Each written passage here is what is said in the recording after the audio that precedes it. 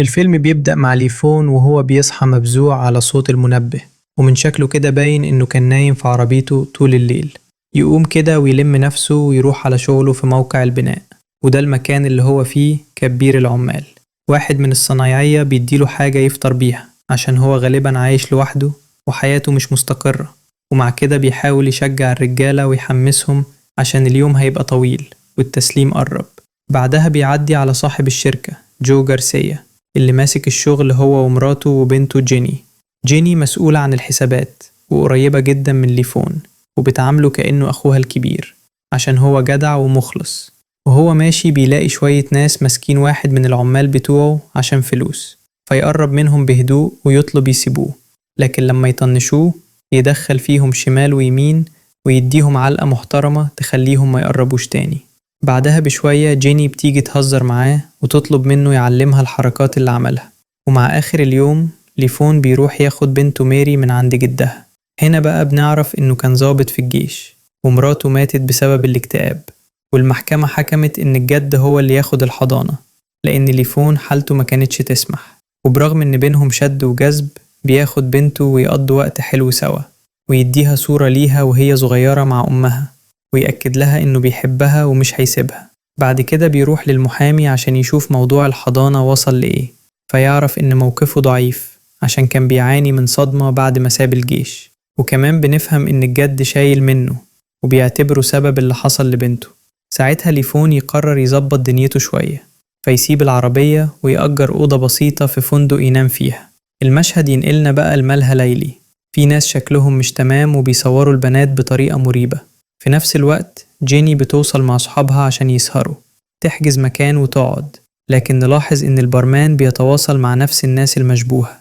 بعد شوية جيني تدخل الحمام مع صاحبتها، ولما صاحبتها تخرج العصابة تستغل الفرصة وتخطف جيني بسرعة ومن غير ما حد يحس.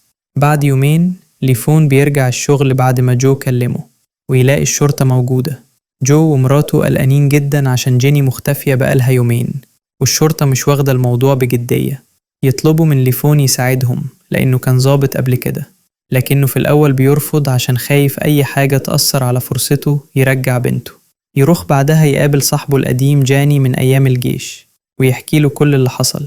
جاني يحس إنه متلخبط وبيقول له إنه واثق فيه وإنه أكيد هيعمل الصح. الكلام ده يهز ليفون شوية، فيرجع تاني لجو ويلاقيه منهار في أوضة بنته، فيقرر إنه لازم يقف جنبه، خصوصا إنهم كانوا واقفين معاه قبل كده. يبدأ يدور بقى ويروح آخر مكان جيني كانت فيه، يركز في البار ويشك في واحد اسمه جوني شكله داخل في سكة مش مظبوطة. ليفون يحط جهاز تتبع في عربيته ويمشي وراه لحد بيته، يستنى شوية وبعدين يدخل عليه فجأة وهو مش واخد باله، ويثبت عليه السلاح ويسأله عن جيني. جوني يحاول يلف ويدور، لكن ليفون مش بيهزر، فيبدأ يضغط عليه جامد عشان ينطق. فجأة أصحابه يوصلوا وتحصل خناقة سريعة، لكن ليفون يخلص عليهم بسرعة. وبعد ما يفتش المكان يكتشف إنهم تبع المافيا الروسية، فياخد الفلوس ويهرب. وتاني يوم نلاقيه واقف مستني برا البيت. ليفون بيكون واقف بيراقب، وفجأة يشوف عربية وصلت، نزل منها 2 من رجالة المافيا ومعاهم واحد شكله تقيل، وده كان فولو القائد بتاعهم. ليفون فضل متابعهم من بعيد، ولما فولو دخل البيت وشاف الراجل بتاعه مقتول، الموضوع بالنسبة له باين إنه سرقة، بس هو مقتنعش وبدأ يشك وطلب تحقيق فوري في اللي حصل. بعدها على طول تيجي عربية مخصوص عشان تنظف المكان وتشيل أي آثار دم أو جريمة. فولو يخرج وليفون يفضل ماشي وراه بعربيته لحد ما يوصل لفيلا بتاعته اللي في مكان معزول وسط الغابة. ليفون ينزل ومعاه عدته ويبدأ يراقب، يستنى لحد ما مراته تخرج بالعربية وساعتها يتسلل جوه البيت. أول ما يدخل يهجم على فولو ويضربه جامد، وبعدها يربطه في كرسي ويقربه على حافة حمام السباحة. يبدأ يهدده، وفولو يفتكره حرامي قتل واحد من رجاله وسرق الفلوس، لكن ليفون يرميله الفلوس قدامه ويقوله إنه مش جاي يسرق. يطلع له صورة جيني ويقوله إنها اتخطفت من مكان تابع ليه. فولو يتعصب ويتكلم بالروسي، لكن لما ليفون يضغط عليه يقسم إنه ما يعرفش حاجة عن البنت. كمان يستغرب هو إيه اللي يخلي واحد يورط نفسه مع المافيا عشان بنت؟ ليفون يقتنع إنه مش ليه علاقة فيقطع الحبل، وفولو يقع في حمام السباحة وهو مربوط، ونهايته تبقى معروفة. بعد ما يخرج نكتشف إن ليفون كان مسجل كل الكلام، ولما يترجمه يلاقي إن فولو كان بيهدد واحد اسمه ديمي وبيقول إن هو السبب في اللي حصل.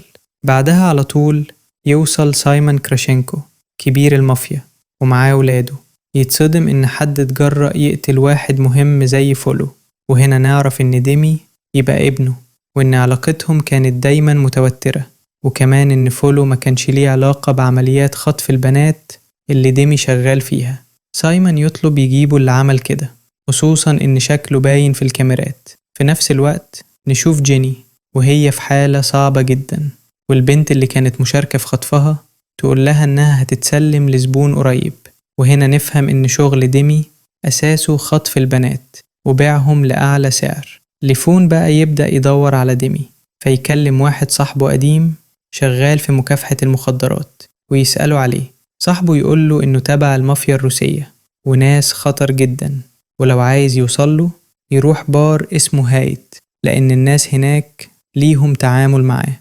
ليفون يروح البار، وأول ما يدخل واحدة بتراقب المكان من كاميرات حديثة تشك فيه، خصوصا إنها لحظة المسدس. تبعت له واحد اسمه دوجي، وليفون يعرض عليه فلوس مقابل معلومات. دوجي ياخده لحد الزعيم بتاعهم دوتش. ليفون يطلب كمية مخدرات، لكن دوتش يشك فيه ويطلب يفتشوه. ليفون يرفض، وساعتها رجالة دوتش يهجموا عليه، وهنا تحصل خناقة تقيلة، وليفون يوريهم شغل الجيش بجد. قبل ما يخلص عليهم دوتش يوقف الخناقة ويعجب بيه ويعرف إنه كان عسكري زيه. بعدها يتفقوا على صفقة، وليفون يطلب كيلوغرامين كل شهر. تاني يوم يقابلوه في مطعم، ياخدوا منه الفلوس ويدوله موبايل للتواصل، وهو يهددهم إنه لو اتلعب عليه هيعرف يوصل لهم. بعد ما يخرج دوتش يكلمه ويقوله إن البضاعة تحت الكرسي، وفعلا يلاقيها بس يرميها في البحر لأنه مش عايز المخدرات، هو بس بيبني علاقة عشان يوصل لديمي. على الناحية التانية العصابة تسلم جيني لزبون اسمه سبون، لكن أول ما يفتح الشنطة جيني تعضه في وشه جامد فيترعب ويرفضها ويرجع فلوسه. بعدها دوتش يكلم ليفون تاني ويقوله لو عايز يكمل لازم يقابل شخص مهم. يروح لليفون العنوان، وهناك المفاجأة، الشخص ده يكون ديمي بنفسه. ديمي يطلب بطاقته، وليفون يديه بطاقة مزورة. بعد ما يتأكدوا منه يثق فيه ويدوله بضاعة، ويتفقوا إن الشغل بينهم هيكبر.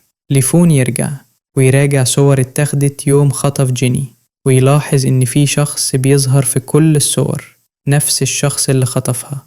والمفاجأة الأكبر إنه يلاقي صورته على موبايل جوني اللي كان واخده منه قبل ما يقتله. فقرر يرجع تاني البار هايت، بس المرهودي بحذر، وفضل يراقب من بعيد عشان وشه ما يبقاش مكشوف. لكن البنت اللي كانت ماسكة الكاميرات هناك قدرت تلمحه برضه من خلال الكاميرات اللي بره، وبلغت المافيا في ساعتها.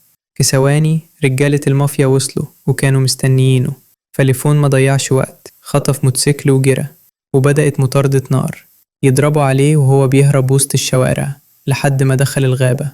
والمطاردة فضلت شغالة لحد ما حصروه وفتحوا عليه نار وهو بيحاول يهرب. فجأة يلاقي عربية شرطة قدامه، يخبط فيها ويتصاب إصابة جامدة. الشرطية تنزل تمسكه، لكن المفاجأة إنها شغالة مع المافيا فتسلمه لهم. يحطوه في العربية وهو مربوط، ويبدأوا يحققوا معاه عن علاقته بديمي، لكنه يقعد يستهزئ بيهم. يحاولوا يقيدوه أكتر، لكن فجأة ليفون يهجم عليهم وتحصل خناقة جوه العربية وهي ماشية. واحد فيهم يحاول يضربه بالنار، لكن ليفون يمسك إيده والرصاصة تيجي في السواق، فالعربية تخرج عن السيطرة وتفضل تتشقلب لحد ما توقف على حافة البحر. ليفون يستغل اللحظة يسيطر عليهم، يمسك السلاح ويخلص عليهم بدم بارد، وبعدها يفك نفسه وينزل من العربية واللي تقع في البحر بزقة بسيطة. في نفس الوقت سايمون كراشينكو يكون في صدمة بعد اللي حصل ويودع ولاده بحزن شديد. وعلى الناحية التانية ديمي يكون متعصب جدا لأن الزبون رجع جيني وخسره فلوس كتير، وكمان طلب منه يقتلها، فديمي يؤمر رجاله يخلصوا عليها في هدوء. سايمون يجمع كبار المافيا ويطلب مساعدتهم عشان يجيبوا اللي ورا كل اللي حصل، ويبدأوا يتحركوا ناحية ديمي. هناك يدخلوا عليه بعنف ويهددوه، ويعرف إن ولاده ماتوا بسببه. سايمون يوريه صورة ليفون، وديمي يتصدم ويقول إنه كان بيتعامل معاه ويديله بياناته. رجالة المافيا يوصلوا لهوية ليفون الحقيقية ويعرفوا كل حاجة عنه وعن بنته. في نفس الوقت جد ميري يكون في بيته، وفجأة رجالة المافيا يقتحموا عليه المكان. ليفون يجيله اتصال من مدرسة ميري إن محدش جه ياخدها، فيجري عليها فورا، وهي تقوله إن جدها أول مرة يتأخر وما بيردش. يسألها عن موقعه، ولما يشوفه لسه في البيت يقلق جدا ويروح بسرعة. يوصل يلاقي البيت مولع، يسيب ميري تحت ويجري يدخل، يلاقي البيت متدمر والجد مربوط ومضروب. ينقذه ويطلعه برا، والجد يقوله إن الروس كانوا بيسألوا عنه. ليفون يبعته المستشفى عشان يبقى في أمان، وياخد ميري ويروح بيها عند صاحبه جيني يحكيله كل حاجة. وجيني يقرر يقف معاه، يوديه مخزن سلاحه ويوريه أسلحة تقيلة، من ضمنها كلاشينكوف مطلي دهب جابه من قصر صدام حسين أيام خدمته.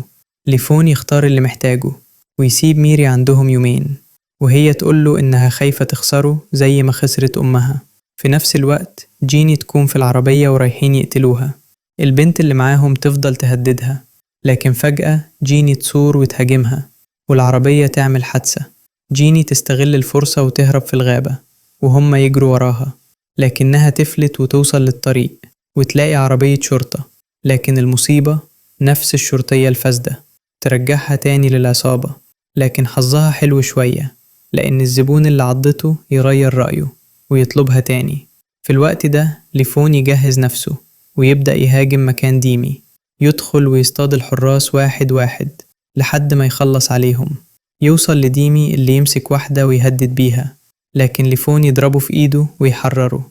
يسأله عن جيني، وديمي يعرض يوصله مقابل إنه يسيبه يعيش. ياخده بالعربية ويوصله قريب من المكان، ويعترف إن في واحد اسمه فايبر هو اللي بيختار البنات ويصورهم للزبائن. وفي الآخر ليفون يخلص على ديمي جزاء اللي عمله ويستعد للهجوم الأخير. المكان يكون قصر كبير وسط مزرعة. في نفس الوقت دوتش يعرف إن ديمي اتقتل وياخد أوامر يروح يقتل ليفون. ليفون يبدأ الهجوم، يقتل اللي على البوابة، وفي الداخل ياخدوا جيني ويجهزوها للزبون. ليفون يرمي قنبلة وسط الحراس وتبدأ معركة نار، يخلص عليهم واحد واحد. دوتش يوصل برجالته وتحصل مواجهة شرسة بينهم. في الآخر ليفون يقدر يقتله رغم إنه كان مقدره عشان خلفيته العسكرية. يكمل طريقه لحد ما يوصل لجيني ويقتل الزبون فورا.